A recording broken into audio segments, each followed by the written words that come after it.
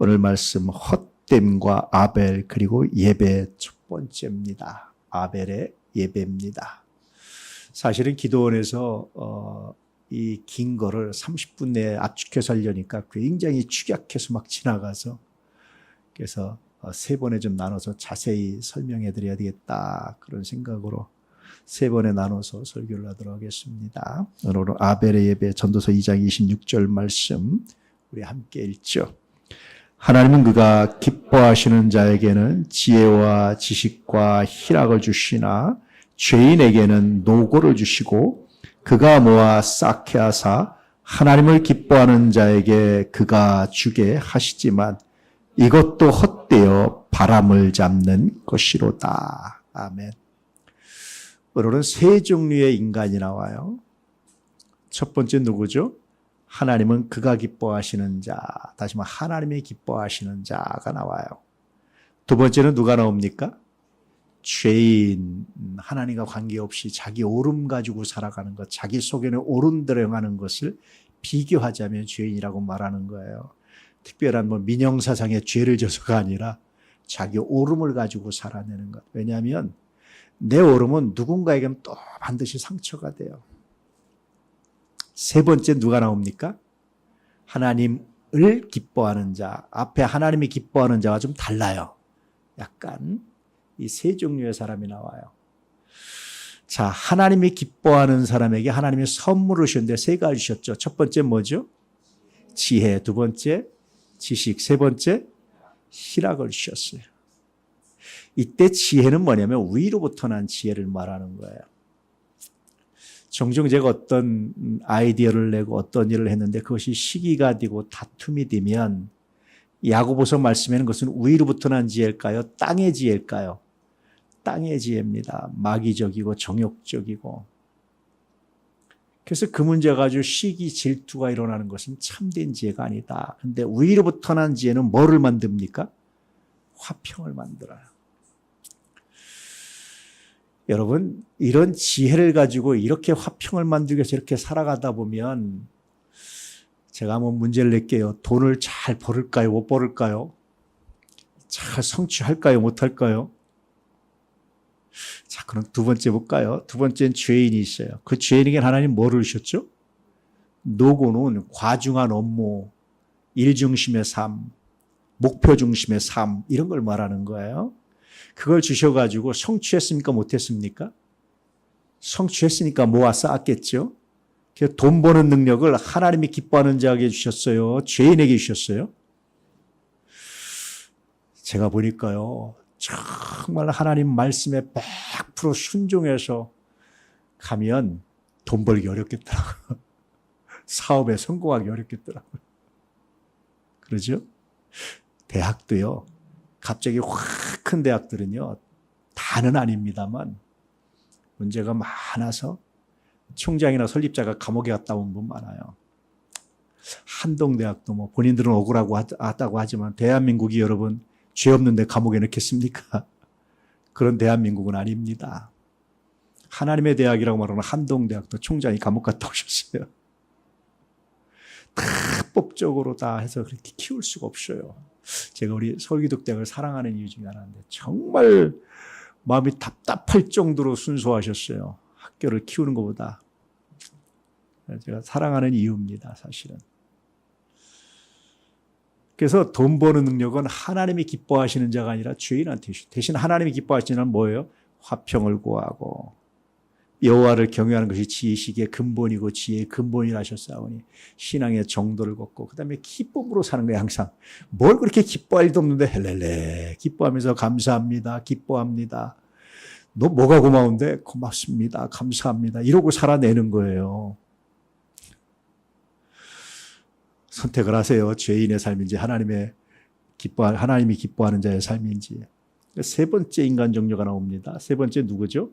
하나님을 기뻐하는 사람. 약간 차이가 있어요. 첫 번째가 하나님이 기뻐하는 사람과 하나님을 기뻐하는 사람은 차이가 있는데 뒤에도 설명드리겠지만 좀 설명드리면 하나님을 기뻐한다는 것은 그 하나님 주신 지혜와 지식과 희락으로 삶을 살아내는 사람이에요.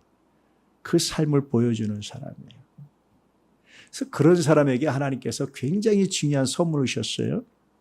죄인이 모아 쌓은 재정을, 평생 모은 재정을 그가 주는 거예요. 하나님이 억지로 주게 하신 것이 아니라 죄인이 가만히 보니까 내가 평생이 돈을 모았는데 내가 죽을 때 짊어지고 갈 것도 아니고 자식님들 보니까 이것 가지고 화평하기보다는 재산 싸움하고 돈 싸움할 것 같고 이걸 어떻게 하면 좋지?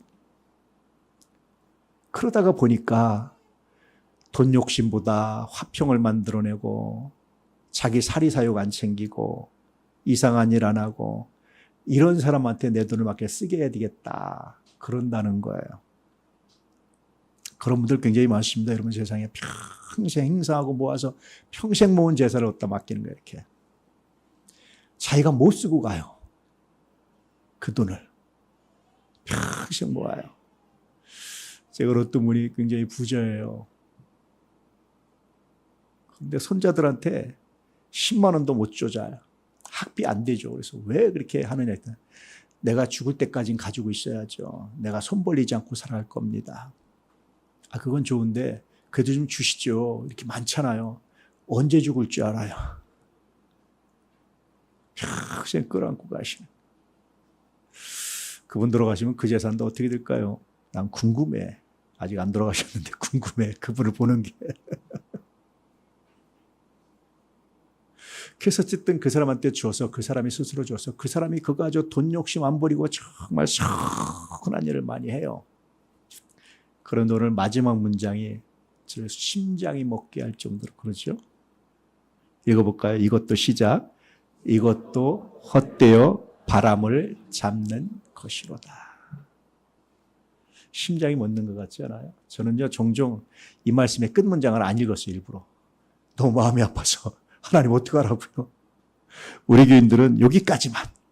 주게 하시지만 여기까지만. 하시지만이 아니라 하시지까지만.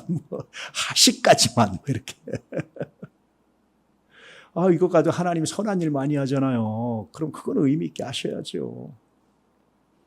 근데 아무리 내가 안 읽으려고 외면해도 여전히 기록된 말씀은 이것도 헛되어 바람을 잡는 것이로다. 헛되다는 말을 히브리어로 헤벨이라고 그래요. 우리나라에 헤벨레 하잖아요. 그렇죠? 헤벨입니다. 헤벨. 여러분 외우기 쉬우라고. 헤벨이에요. 헤벨. 이것도 헤벨이다. 헤벨이라는 것이 수증기, 숨결, 바람. 손에 안 잡히는 거예요. 잡은 것 같은데 안 잡히는 거예요. 한 것 같은데 없는 거예요. 아무리 놀라운 성취를 이뤄도 헤벨. 그런 얘기를 합니다. 그러면 여러분 인생을 어떻게 살아야 될까요? 인생은 헛됨과의 전쟁입니다. 저는 몇 번 여러 번 강조했지만 간증했지만 초등학교 때 사람 매장하는 걸 보고 정말 인생의 허무에 시달렸어요. 저는 그래서 이 말씀의 의미를 저는 가슴으로 알아요. 정말 삶의 이유가 없었어요. 저는. 그런데 내가 예수를 만나고 나니까 내가 구원의 감격을 누리고 나니까 내 삶이 하나님과 함께하는 삶이라는 확신이 있고 나서 보니까 그다음부터 모든 게 의미가 됐어요. 책을 앉아 읽어도 의미가 있고 저는요 인간이 장수한다라는 것을 단순히 오래 사는 숫자가 오래 나이가 많아지는 것이라고 생각하지는 않아요. 성경에서 제일 장수한 사람 노아 홍수 이전에 생태학자들이 노아 홍수 이전에 지구 환경은 인간이 장수할 수 있는 환경이었답니다. 수막으로 이렇게 쫙 가려진 자외선이 다 차단되고 제일 오래 산 사람이 누구죠? 무두셀라. 몇 살 살았죠? 969세. 에이 뻥도. 그렇게 생각하십니까? 그 당시 그렇게 살았다. 환경학자들이 얘기하더라고요. 살만한 환경이었었다 그러더라고요. 그런데 969세 살았는데요. 하나님과 동행하고 300년 동안 동행한 사람이 하나 있어요. 이름이 누구죠? 에녹입니다. 300년 동행한 사람과 969세를 산 사람의 차이를 보면 969세를 산 사람 무두셀라는 삶의 기록이 없어요. 저는 장수가요. 단순히 나이를 막는 것이 아니라 하나님과 함께하는 시간, 하나님이 기억하시는 시간이 많은 사람이 장수다. 솔로몬은 정말 부귀 영화를 누리면서 정말 여러분 놀랍게 성취하고 살았어요. 현자의 조상입니다. 현자들이라고 말하는 철학자들의 조상입니다. 지혜자들의 조상이 솔로몬입니다. 그가 이룬 업적은 정말 대단했어요. 그런데 주님 마태복음 6장 29절에 뭐라고 그러시죠? 솔로몬의 영광으로도 입은 옷이 이 들꽃 하나만 못하다. 그 영광으로 걸친 옷이 이 들꽃 하나만 못하다. 헛된 겁니다. 오늘 말씀을 묵상하면서 이 헛됨을 넘어서 참된 의미를 만들려면 어찌해야 됩니까? 한 번쯤 묵상해 볼 수 있기를 주의 이름으로 축복합니다. 제가 먼저 솔로몬의 결론을 좀 말씀드릴게요. 한번 읽어볼까요? 일의 결국을 다 들었으니 하나님을 경외하고 그의 명령들을 지킬지어다. 이것이 모든 사람의 본분이니라.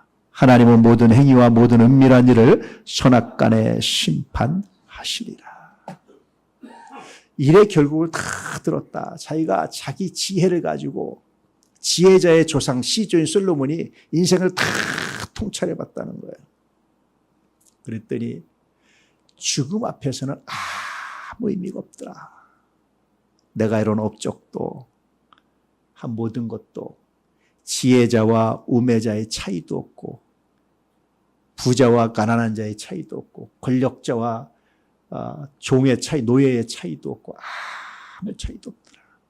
짐승과도 차이가 없어요. 심지어는 죽음 앞에서 무슨 차이가 있느냐. 아무 차이가 없더라. 그래서 솔로몬이 전도서에서 헛됨이라는 말을 38번이나 사용을 해요. 하여튼 전도서는 헛됨에 대한 얘기를 가득 쳤어요. 그랬던 솔로몬이 마지막 결론을 하나 얻었어요. 그것이 사실은 아버지 다윗의 믿음이었어요. 내가 다 통찰하니까 다 헛된데 헛됨을 넘어서는 유일한 방법이 하나 있다. 그것이 뭐죠? 하나님을 경외하고 그의 명령들을 지키는 것이다. 구체적으로 말하면 우리가 어떤 행동을 하든 어떤 판단을 하든 어떤 것을 하든 내가 하나님을 사랑하는 마음에 행위와 판단들이 정말 중요하다는 거예요. 그것만이 헛됨을 넘어서는 삶의 방법이다. 이상하게 그렇게 화려하게 살았던 솔로몬이 마지막에는 아버지의 길, 아버지 다윗이 걸어갔던 그 길만이 인생의 의미가 있었다라고 깨닫게 되는 겁니다. 참 굉장히 재미있어요. 결론 한마디로 말하면 하나님을 경외하고 그의 계명들을 지키는 것, 이것이 결론이었어요. 이것이 무슨 업적을 말하는 게 아니에요. 이것이 무슨 성취를 말하는 게 아니에요. 그것도 중요하지만 성취지향적이고 과업지향적이고 업적지향적인 삶은 의미를 만들어내지 못합니다. 해배를 넘어서지 못합니다. 우리는 내가 많은 일하고 업적을 쌓으면 좋을 것 같잖아요. 해배를 넘어서지 못한다는 거예요. 간혹가다 시골에 가면 공적비라고 이렇게 마을 한 구석에 이렇게 공적비라고 써놓고 누구 막 이렇게 써놔요. 여러분 공적비 보면서 그 사람이 존경스러워 보이시던가요? 공적비 저 사람이 누군데 써놨어? 뭘 좀 하긴 했나? 여러분 느끼시나요? 별로 안 느껴지더라고 나는. 곳곳에 자기 이름 써놓고 공적비를 켜놓은 사람들이 있어요. 느껴지나요? 참 허무한 일을 했다. 여러분 그래서 업적을 만들고 돈을 벌어서 뭘 해서 뭘 많이 물려주려고 하는데 포인트를 맞추지 마시고 내가 얼마나 사람답게 내가 얼마나 인생을 헛됨을 벗어나서 의미 있게 살아낼 수 있는가를 고민해 볼 수 있기를 축복합니다. 그 방법은 믿음으로 사는 거예요. 믿음은 3단계가 있습니다. 첫 번째 단계는 지식적 동의, 머리로 아는 거예요. 그렇구나. 저는 어릴 때부터 교회를 다녔다고 그랬잖아요. 교회가 내 놀이터이기도 하고 내 또 공부방이기도 하고 교회가 그랬어요. 하여튼 어릴 때부터 성경을 하도 많이 듣고 살아서 성경 퀴즈데이 같은 걸 하잖아요.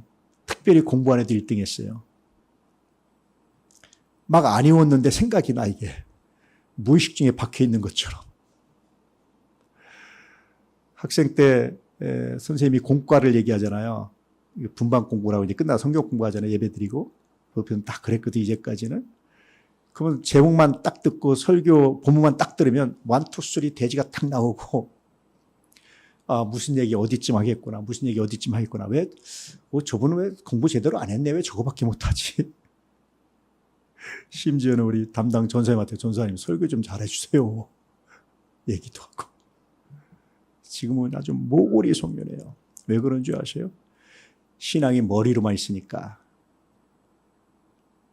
신앙이 머리로만 있으니까 아는 척하고 싶고 불평하고 싶고 판단하고 정죄하고 머리로만 있으니까. 내가 하나님을 만나고 나서 처절하게 기도했던 게 뭔지 아세요? 하나님, 제발 이 머리에서 가슴으로 좀 내려주세요. 내가 하나님을 아는 것이, 하나님을 믿는 것이 내가 가슴이 없어요, 하나님. 가슴으로 좀 내려주세요. 얼마나 처절하게 기도했는지, 하나님 제발 가슴으로 내려주세요. 내가 중심의 마음의 고백이, 중심의 고백이 되게 해주십시오. 이게요, 마음의 동의가 생각보다 쉽지 않더라고요, 저는. 한 번에 되는 분들이 있어요. 근데 나는 이게 너무 극명하게 차이가 일어나서 한 번에 안 됐던 거예요. 정말 하나님께 마음으로 내려주세요. 내 가슴 중심에 기록되기 원합니다. 왜냐하면 가슴 중심으로 마음의 동의가 안 되면요, 지식만 가지고는요 바리새인처럼 돼요. 야고보서에 보면 귀신들도 알고 떠든다. 귀신들도 알아 예수가 누군지, 마귀도 알아 예수가 누군지. 지금도요 무속사역 하시는 무당들을 전도하시는 목사님들 얘기 들어보면 무당들이 안 돼. 당신이 누군지, 하나님이 누군지 안 돼요. 이것만 가지고는 안 돼요. 머리만 가지고는. 가슴으로 내려가야 돼요. 그러니까 늘 머리로만 생각하고 판단하고 정죄하고 비난하고. 근데 내가 가슴에 당기면요 그게 안 돼요. 잘. 사람도요 머리에 있는 사람은 비난이 나오는데 가슴에 담긴 사람은 비난이 안 나와요. 가슴에 담기면 감싸주고 싶고 축복하고 싶고 안아주고 싶고. 신앙도 그래요.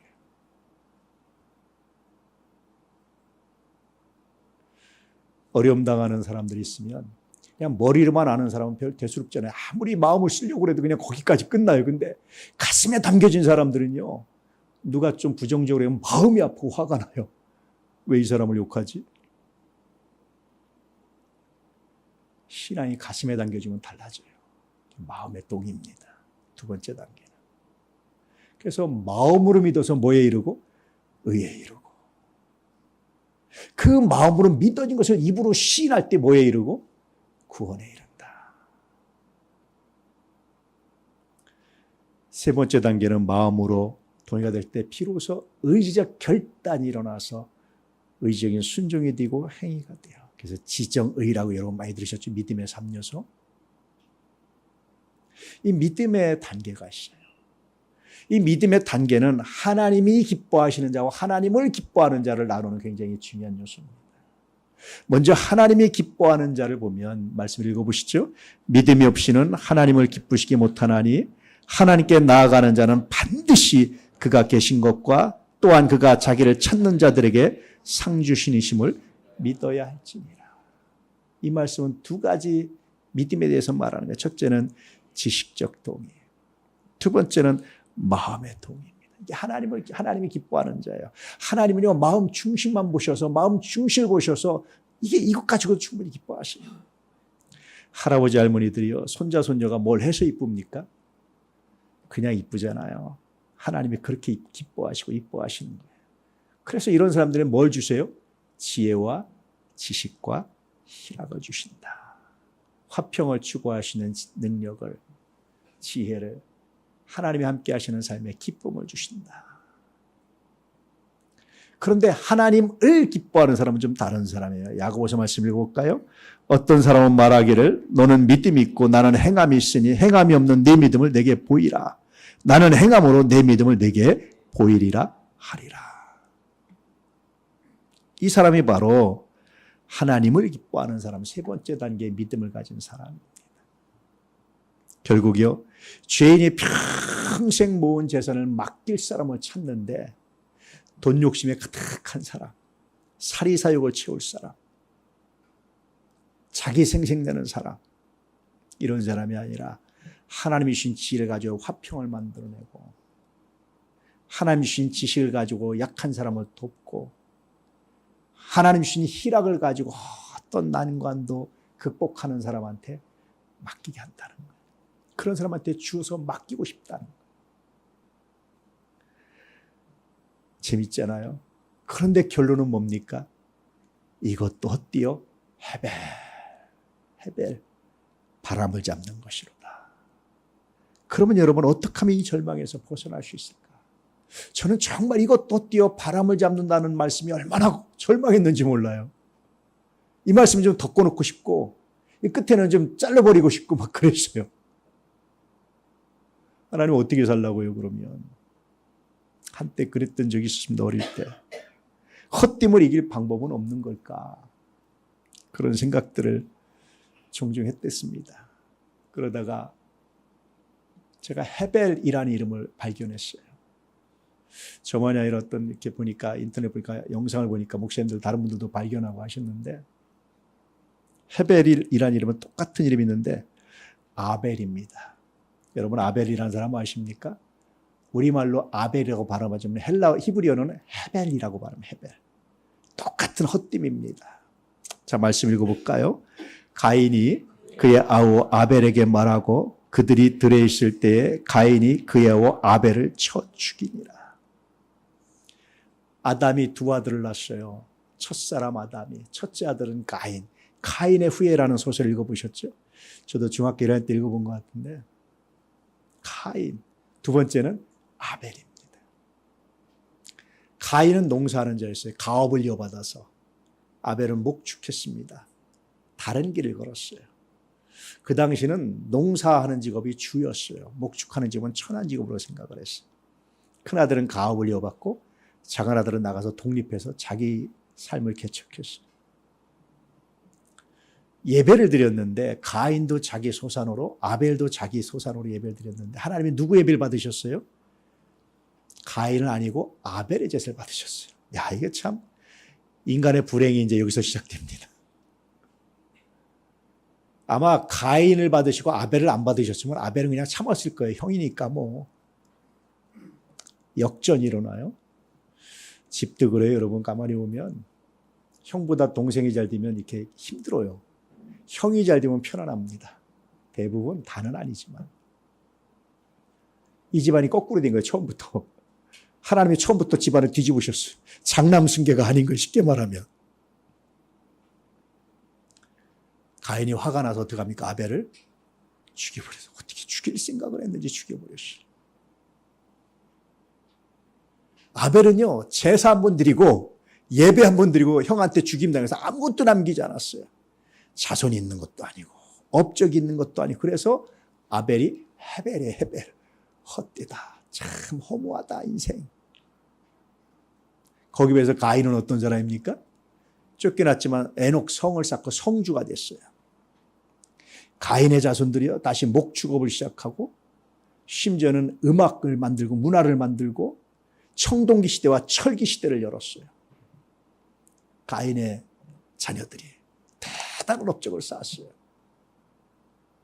그런데 재밌게도요 가인과 아벨을 이렇게 비교합니다. 히브리서 3 읽어볼까요? 믿음으로 아벨은 가인보다 더 나은 제사를 하나님께 드림으로 의로운 자라 하시는 증거를 얻었으니 하나님이 그 예물에 대하여 증언하심이라. 그가 죽었으나 그 믿음으로써 지금도 말하느니라. 아벨은 정말 헛됨으로 그 많은 업적을 남겼지만 아무것도 남지 않았어요. 근데 가인은요 헤벨 헛됨이었는데, 인간적으로 헛됨이었는데 그를 기억하는 분이 한 분 있었어요. 누굽니까? 하나님이 기억하셨어요. 지금도 말해. 지금도 살아있어. 지금도 의미가 있어. 지금도 가치가 있어. 뭐 하나로 바뀌었죠? 예배 하나로 바뀌었어요. 여러분, 예배의 가치를 아십니까? 제 신앙이 머리에 있다가 가슴으로 내려오니까요, 분명한 변화가 하나 생기더라고요. 예배를 사모하는 마음이 생겨요. 굉장히 재밌게도 예배를 사모해요. 그래서 저는 학생 때도 어머니 따라 수요예배도 갔어요. 학생 중에 나 혼자밖에 없었어요. 그 많은 사람 중에. 몇천 명 뭐 이런 교회였는데 학생이 나 하나밖에 없었어요. 학생이 수백 명 되는데 나 하나밖에 없었어요. 아마 수요예배도 거의 어릴 때부터 빠져본 적이 없는 것 같아요. 누가 시켜서, 어릴 때는 시켜서 강제로 예배 드렸는데 내 신앙이 가슴으로 내려와 보니까 자발적으로 군대를 갔는데, 입소대들을 갔는데, 논산에 이게 입소 아주 훈련명도 아닌 사람들이니까 못 움직이게 하고 예배 외출을 안 시켜주는 거잖아요. 담장 수요일에 담장 바깥에 교회가 있는데 수요예배 시간에 내가 예배를 못 드리는 거예요. 와, 정말 야, 이런 게 있구나. 상상 못했다 하면서 그때 북한이나 이렇게 이슬람권이나 예배를 못 드리는 사람들의 마음이 그때 와닿았어요. 이게 정말 이게 얼마나 아픈 거고 얼마나 힘든 건지. 동시에 대한민국 사람들이 예배가 자유로운데 예배 안 드리는 것이, 이 자유를 예배로 드리지 못하는 것이 얼마나 아픈 일인지 제가 그때 좀 깨달았어요. 나중에 이제 풀려서 처음에 가서 예배 드리는데 예배가 너무 감사해서, 그냥 뭐 다른 것 때문에 우는 사람이 많은데 저는 예배 드릴 수 있다는 사실이 감사해서 한 번씩 눈물이 나오면서 내 평생에 예배는 중단되지 않겠습니다. 예배입니다, 여러분. 아벨이 헛됨을 넘어설 수 있었던 것이. 예배라는 게 단순히 이 자리에 앉아있는 것만 말하는 건 아니에요. 다음 주에 또 설명드리겠지만 일단 예배입니다. 오늘 묵상 질문에 답을 해드리면, 헛됨을 넘어서 참된 의미를 만들려면 아벨처럼 예배자가 되십시오. 믿음으로써 지금도 말한다. 기억할 수 있길 바랍니다. 온라인 예배는 저도 드려봐도 집중하기 어렵더라고요. 정말 불가피하면 온라인으로 드리시지만 가능하면 현장에 오셔서 함께 예배들을 함께 나누시고, 머리에 있는 신앙이 가슴에 있는 신앙이 내 삶으로 드러나게 하는 거룩한 결단의 은혜가 우리 가운데 가득하기를 주의 이름으로 축복합니다. 예배자 정말 사모하시고 한번 해보세요. 단순히 그냥 형식적이 아니라 정말 진심으로 참여, 그 말씀으로 살아내려고 해보세요. 하나님이 여러분의 삶을 어떻게 변화시키는지, 여러분이 어떤 삶을 살아낼 수 있는지, 하나님이 주신 지혜와 지식과 희락이 어떤 삶에 영향을 미치는지를 경험하고 아는 놀라운 역사가 있을 줄 믿습니다. 사업도 바쁘고 삶도 바쁘고 인생도 바쁘지만 예배가 내 사업과 내 모든 삶을 의미 있게 합니다. 마무리하시고 기도하시는 예배자 되시기를 축복합니다. 축복합니다. 이제 아벨처럼 예배자가 됨으로 죽음과 같은 헛됨을 넘어서 믿음으로 영원히 살아있는 삶이 되기를 축복합니다. 아멘. 한 줄로 요약해드립니다. 헛됨을 넘어 영원한 의미를 만드는 길은 아벨처럼 믿음으로 예배하는 삶이다. 오늘 말씀을 기억하며 함께 기도하기 원합니다. 아벨처럼 예배자가 됨으로 죽음과 같은 헛됨을 넘어서 믿음으로 영원히 살아있는 삶이 되게 하소서. 주님, 믿음의 예배를 드린 아벨, 믿음으로써 지금도 말하느니라. 헛되게 잊혀져 버린 아벨, 하나님은 기억하시고 히브리서를 통해서 재조명하시고 말씀하셨습니다. 믿음으로 산 사람, 믿음으로 예배드린 사람, 가인처럼 위대한 업적을 남긴 모든 것들은 헤벨이 되었지만 정작 헤벨이라는 이름을 가진 아벨은 헤벨이 아니라 의미가 있고 영원함이 있었습니다. 어떻게 살기를 원하십니까? 어떻게 살아야 됩니까? 어떻게 살아야 됩니까? 어떻게 이 허무함을, 이 아픔을 어떻게 살아야 합니까? 예배자가 되게 하시고 전능하시고 영원하신 창조주 하나님과 함께하게 하시고 우리를 위해서 독생자를 내놓으시고 우리의 죄를 담당하시고 우리를 구원하시고 하나님의 처녀 삼으신 우리 하나님께 예배하는 이 예배자, 그 예배자로 살아내게 하여 주시옵소서. 주여, 예수 그리스도 이름으로 축복하며 기도드립니다. 아멘.